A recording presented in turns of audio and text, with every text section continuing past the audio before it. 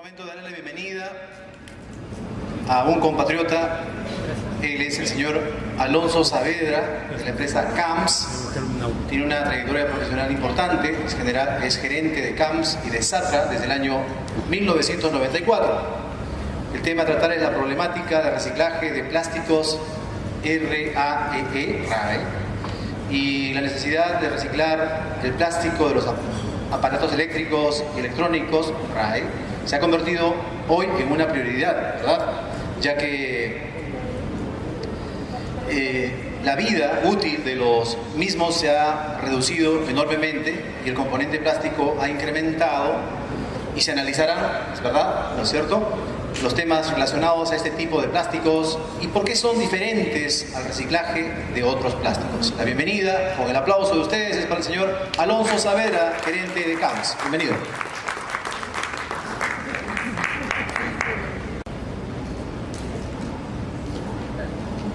Un técnico, por favor.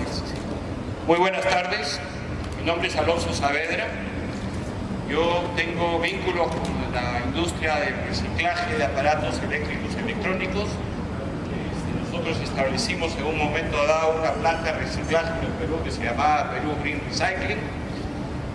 El año pasado tuvimos que cerrar la planta porque desgraciadamente la normativa estaba incompleta, entonces no había demanda para reciclar el plástico en los aparatos eléctricos y electrónicos. Entonces realmente no terminó siendo un negocio muy interesante y se tuvo que cerrar la planta. Dentro de las problemáticas que habían estaba el plástico. Yo me voy a concentrar en hablar del plástico hoy día, porque es muy importante entender qué pasa con el plástico dentro de los aparatos eléctricos y electrónicos. Aquí vemos una impresora, por ejemplo, que se desmantela, ¿no? Tenemos celulares, tenemos teléfonos, tenemos refrigeradoras, tenemos una serie de productos. Aquí tenemos la segregación de los diferentes aparatos eléctricos y electrónicos. Está la línea blanca, que viene a ser las neveras, lavadoras, aire acondicionado. Está la línea gris, que son los equipos de información y telecomunicaciones. Está la línea marrón, que son los aparatos eléctricos y electrónicos, ¿no? Entonces,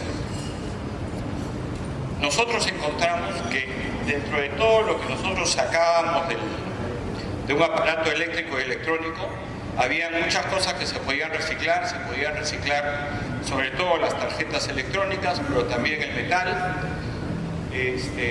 Hay cierto, el papel también, había muchas cosas que venían con su empaque original, y también había plástico, pero también había, no todo es negocio, y habían elementos contaminantes, pilas, ese tipo de cosas que teníamos que mandarlas a un relleno sanitario de seguridad, ¿ya? Pero en la cuestión de plásticos propiamente dicha, no solamente está la desmantelación del equipo, sino que una vez que te quedas con el plástico en sí, tienes que comenzar a limpiarlo un poco, tienes que retirar los stickers, tienes que retirar los pernos, tienes que retirar los resortes, cualquier cosa que pueda estar contaminando el plástico. Hay una serie de plásticos, básicamente en los aparatos eléctricos y electrónicos.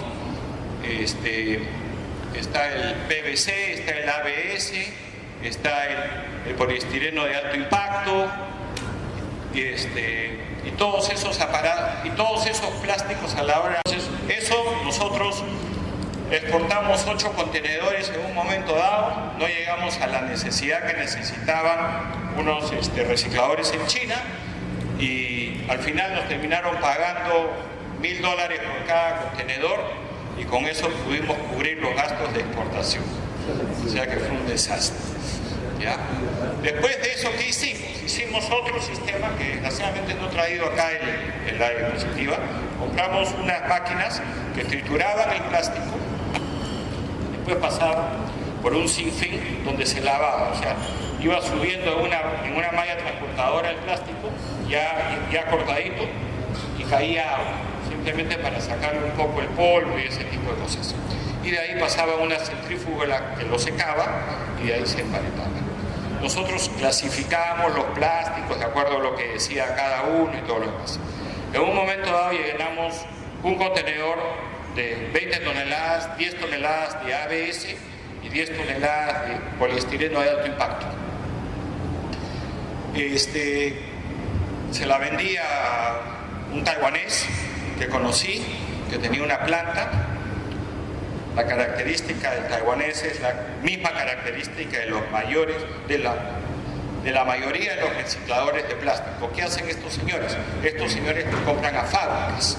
Entonces ellos ya saben que están comprando, porque el residuo de una fábrica es un residuo bastante homogéneo, siempre es lo mismo, no hay ningún problema. Si hay alguna modificación, la misma fábrica te lo va a decir. Entonces les llevamos esto, fueron 20 toneladas, y el chino me llama y me dice: Alonso, esto no va a funcionar, no puedo trabajar esto. Por otras razones terminé yendo a Taiwán de nuevo a visitarlo, yo ya lo conocía. Me senté con él y lo convencí de que el ABS no estaba tan mal, ¿por qué no lo trabajas? Ya, pues lo voy a trabajar. Me dijo: es más pesado para mí porque como tenemos que tener más cuidado con el tema de que haya otros plásticos ahí. Al final me pagó algo, y por el poliestireno de alto impacto me dijo: este sí no me sirve, llévate. No, le dije: yo no me lo puedo llevar, es carísimo, haz lo que quieras comer, ¿no? Entonces esa fue la segunda experiencia, habiendo ya hecho un trabajo un poquito más, más detallista y elaborando un poquito más el plástico. De ahí hubo una tercera opción, que fue vender también tres contenedores, pero de plástico ya procesado también, igual que el segundo. Pero ya sabíamos que íbamos a tener problemas, se lo vendimos básicamente se lo di a un ex socio mío que tiene una empresa, un broker de reciclaje de plástico en Estados Unidos, y él lo vendió a unos italianos. Tuvo el mismo problema, llegó allá y los italianos no lo querían tocar, al final él consiguió a alguien que se lo comprara en Indonesia. El problema con esto es que realmente es bien bravo, y acá no hay mucho apoyo para esto. Sí se puede reciclar el plástico, sí se puede trabajar, es costoso un poco, sí, pero el resultado puede ser muy bueno. En Europa lo están haciendo, pero en Europa tienen otra política. A la hora en que uno compra una refrigeradora, uno está pagando $50 de impuestos solamente para lo que van a ser los gastos de reciclaje. Entonces, ellos sí pueden hacer una serie de cosas. ¿Cómo les puedo explicar? Acá muchas veces está el chatarrero que pasa y que compra los aparatos. Eso es lo peor que puede pasar, porque ese señor lo único que va a hacer es agarrar lo que le sirve del aparato y el resto lo va a botar. Entonces se van perdiendo las cosas y se va contaminando el medio ambiente con pilas, con plástico, con las neveras, por ejemplo. Las neveras son un grave problema, pero no es tanto del plástico, sino del foam, que tiene un gas especial y que es contaminante. Entonces, ¿qué haces con una nevera? Tienes que desarmar, tienes que agarrar el foam. No tenemos las plantas para tratar el foam de las neveras, entonces ese foam se va a un relleno de seguridad, y esos son carísimos, y hay que envolverlo en film, meterlo. Pero el plástico, el problema es que hasta ahora, para la mayoría de los recicladores de RAE en el Perú, por lo menos para todos, el plástico es un problema.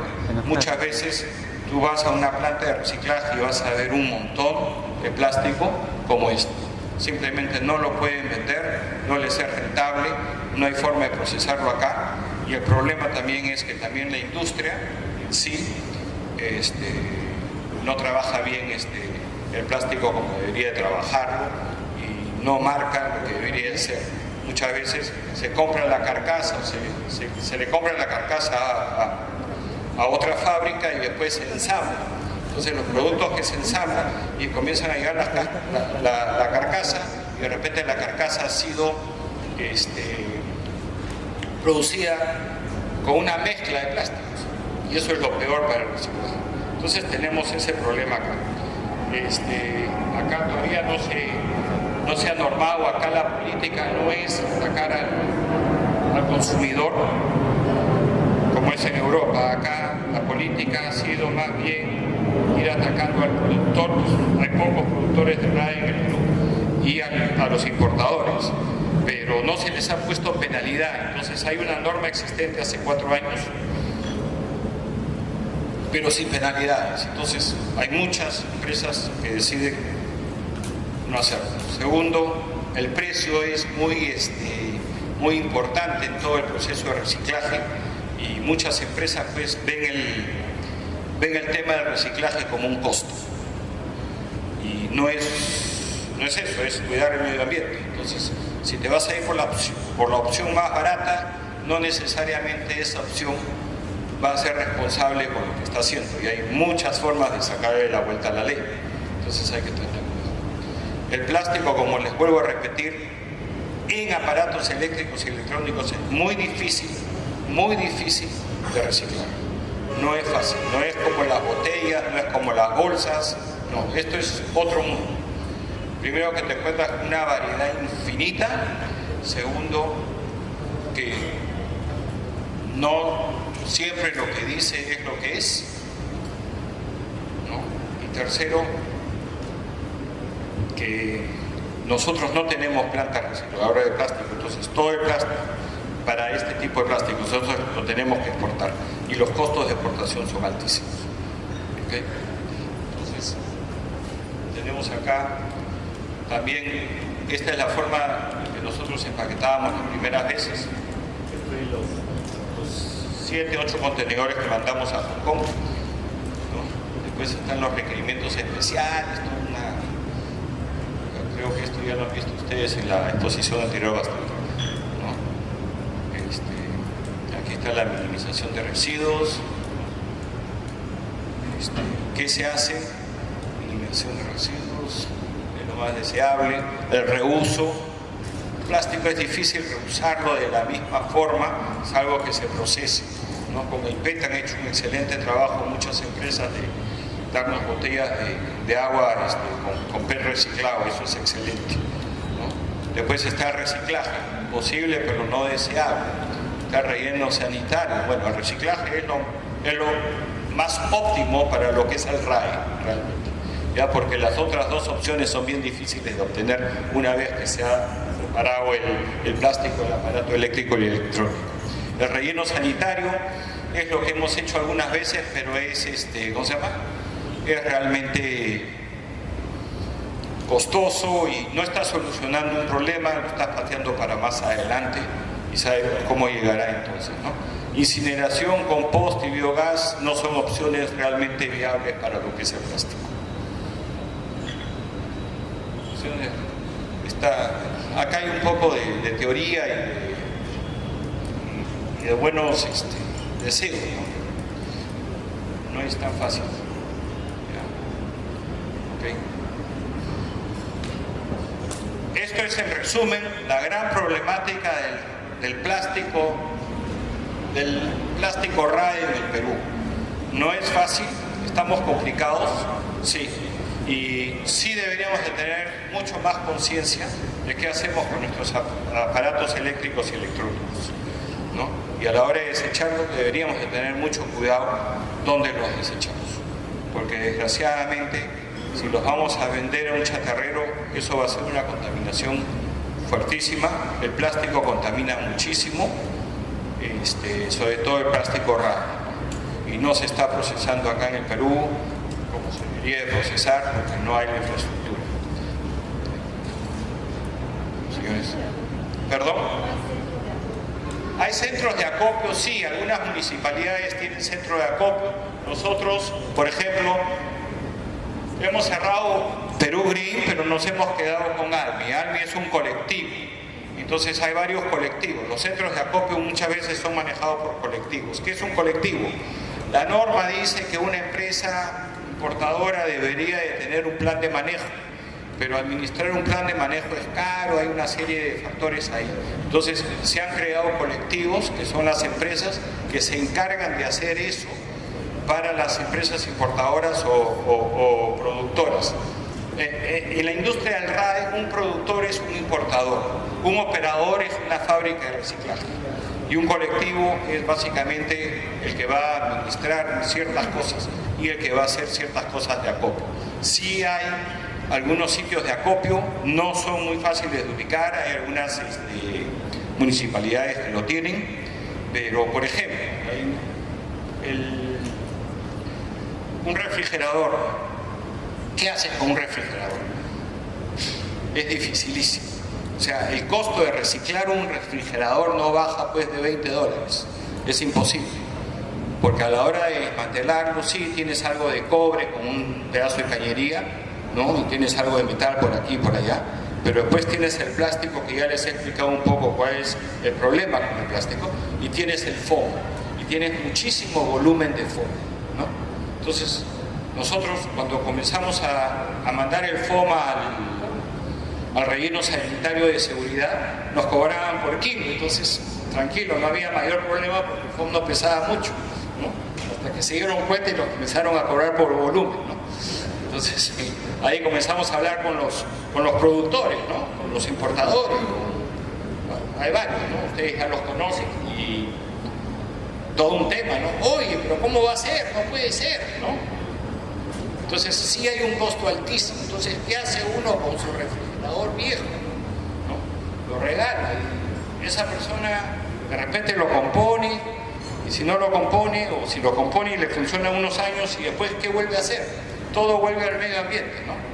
Y yo no soy una persona extremadamente ecologista, pero hay que cuidar este mundo, ¿no? Y realmente es importante porque es lo que le estamos dejando a nuestros hijos. Y la conciencia se me desarrolló mucho más al tener la planta de reciclaje y ver realmente el proceso de contaminación que todos estos productos generan. Nos han facilitado la vida en muchas cosas, pero no estamos siendo conscientes. No solamente es el Estado, también son las empresas y sobre todo es el consumidor, ¿no? Entonces es tratar de reciclar lo mejor que se pueda todo. Hay productos que no van a ser rentables de reciclar y hay otros que sí. Entonces los que sí van a ayudar a compensar el hueco de los que no, si es que estamos llevando a operadores de reciclaje. Pero si lo estamos dejando a cualquiera, eso no va a funcionar. Abren el aparato, sacan el cobre, sacan las tarjetas y el resto lo botan. Y la contaminación es fuerte. ¿Alguna pregunta? Sí, dígame. ¿Cuál es la proyección en 5 años? ¿Cuál es la proyección en 5 años? Mira, yo creo que mucho depende del gobierno, de que ponga penalidades como para que las empresas productoras ya se pongan un poco más en serio y dejen de ver esto como un costo. Segundo, tiene que haber algún tipo de movimiento civil. Tiene que haber de repente la nueva generación, que es mucho más green de lo que es mi generación, pueda comenzar a desarrollar algunos con estos, ¿cómo se llama? Con el Facebook y con todo eso, puedan desarrollar un poquito más de conciencia también. Pero sí, tiene que ir, está mejorando, sí, pero no a los pasos que se debería de estar mejorando. Se produce mucho más RAE del que se trata.